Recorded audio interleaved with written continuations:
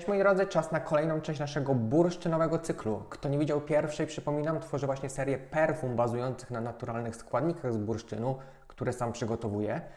Poprzednio powiedzieliśmy sobie, czym właściwie ten bursztyn w perfumach jest, a dziś chciałbym Wam zaprezentować składniki, które przygotowałem do tej serii. Gotowi?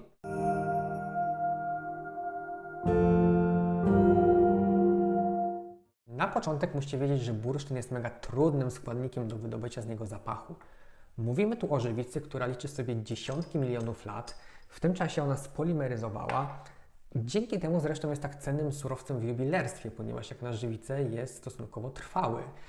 Trudniej jeśli chodzi o wydobycie z takiego bursztynu zapachu, ponieważ podczas polimeryzacji większość związków zapachowych utraciła swoje właściwości, a te, które pozostały, są trudne do wydobycia. Natomiast powiedziałem Wam wcześniej, że istnieje coś takiego jak olej bursztynowy. I teraz jak się go otrzymuje? Żeby to zrobić, musimy taki bursztyn spalić bez dostępu do tlenu. Proces taki nazywa się suchą destylacją. Część z Was może kojarzyć na przykład dziegć brzozowy, który jest popularnym składnikiem perfum, który właśnie też otrzymujemy w wyniku suchej destylacji. I teraz, jeśli spalimy sobie taki bursztyn, otrzymujemy z niego trzy składniki. Kwas bursztynowy, kalafonie i właśnie nasz olej bursztynowy. Współcześnie już nieliczne zakłady produkują tak tradycyjnie ten olej. Mi w Polsce udało się namierzyć takie tylko dwa. Na moje szczęście jeden z nich dosłownie w sąsiedniej miejscowości. Postanowiłem więc, że zakupię od nich trochę tego oleju i macie go tutaj, popatrzcie, to jest taka prawie że czarna, smolista substancja, która posiada też swój bardzo specyficzny zapach. I powiem Wam, że on nie pozostawia jeńców. Jest strasznie intensywny, mroczny, dosłownie z oddali już wgryza się w nos. Czuć od razu, że to coś, co powstało w wyniku spalenia, natomiast ta dymność jest zupełnie inna niż w przypadku dziegciu, który pachnie po prostu jak dym z ogniska. Tutaj ta dymność jest taka bardziej przemysłowa, industrialna. Kojarzy mi się z zapachem topionego asfaltu albo nafty. W tle są jakieś takie tony skórzane. Bardzo ciekawe, natomiast nie dziwię się, że ten olej nie przebił się jakoś mocno do perfumerii, ponieważ chyba mało kto z nas byłby gotów czymś takim pachnieć. Ja sobie jednak postanowiłem, że skoro robię serię o bursztynie, to chcę, żeby w każdym z tych zapachów to właśnie bursztyn był głównym akcentem, grał pierwsze skrzypce. Zacząłem więc kombinować i obrabiać sobie ten olej bursztynowy. Poddałem go tak zwanej rektyfikacji, czyli można powiedzieć, że po prostu go oczyściłem w wyniku kolejnych destylacji, już nie takich suchych, tylko tradycyjnych. I powstało coś takiego, popatrzcie. Jak sobie porównacie z pierwotnym, to widzicie, że już nawet na wygląd różnica jest kolosalna. A jak to się przełożyło na zapach? Czuć rzeczywiście, że te dwa składniki mają wspólny rdzeń, natomiast po oczyszczeniu taki olej zyskał zupełnie nowe akcenty i o wiele większą przestrzenność. Zamiast tej gryzącej, smolistej dymności mamy teraz taką specyficzną zieloną słodycz, która kojarzy się trochę z zapachem benzyny albo jakichś smarów w warsztacie samochodowym czy na przykład w maszynowni okrętowej.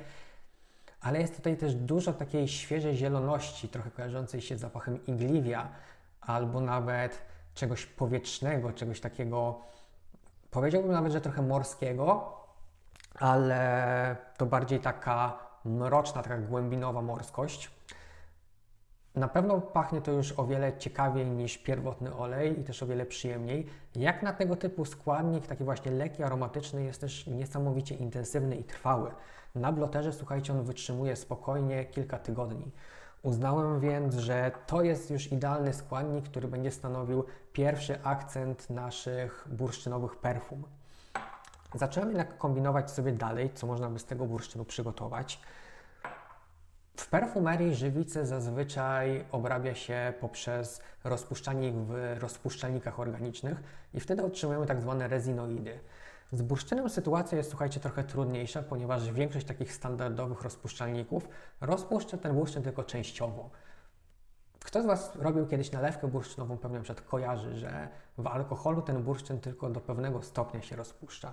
Kiedy zaś znalazłem takie rozpuszczalniki, które rozpuściły mi ten bursztyn dokumentnie, okazało się, że nie do końca o to chodzi, bo jakby my nie chcemy tych wszystkich polimerów, które de facto nie mają swojego zapachu.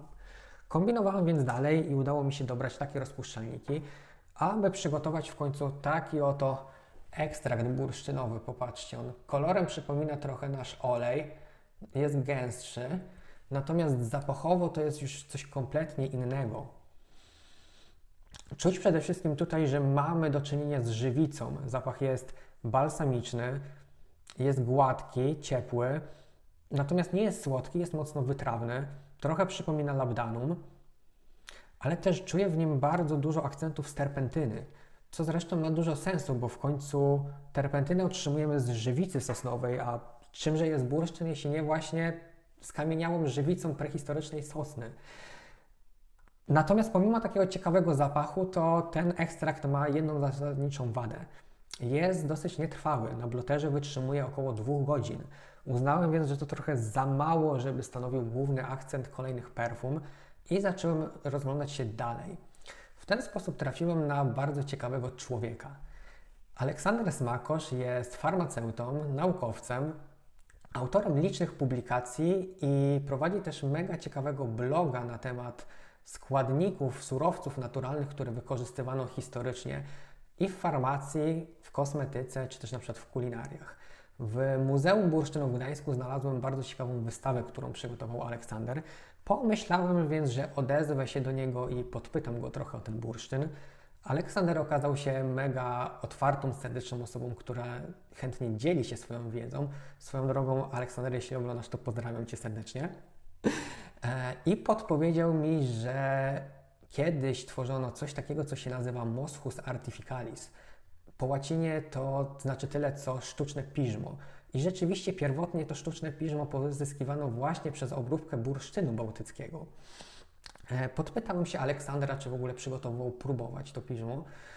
Nie robił tego, więc uznałem sobie, kurczę, fajny temat, żeby samemu spróbować. Wczytałem się trochę i rzeczywiście, słuchajcie, w XVIII wieku w Europie piżmo, mimo że dominowało w perfumerii, było takim must have, takim idealnym składnikiem, to już wtedy było mega niedostępne i drogie. Dlatego też fałszowano je na przeróżne sposoby. I w Niemczech był taki chemik, który się nazywał Sigismund Margraf. On opisał właśnie, jak to połączył ten nasz olej bursztynowy z kwasem azotowym i otrzymał w ten sposób coś takiego, słuchajcie, takie brązowo-pomarańczowe bryłki o woskowej strukturze, które przypominały mu właśnie zapach piżma. Sam Margraf jakoś nie wykorzystał tego swojego odkrycia, natomiast inni chemicy po nim już tak. I okazuje się, że na przełomie XVIII i XIX wieku rzeczywiście, zwłaszcza tutaj w Polsce, na Pomorzu Gdańskim, bardzo dużo eksportowano tego sztucznego bursztynowego piżma do różnych kosmetyków i perfum. Jak więc widzicie, mi się udało właśnie je odtworzyć. Potem zrobiłem jeszcze z niego tinkturę, czyli po prostu rozpuściłem je w alkoholu. I powiem Wam, że wyszedł z tego mega ciekawy składnik. Jak on pachnie, żeby Wam go dobrze opisać, on jest bardzo wielowymiarowy.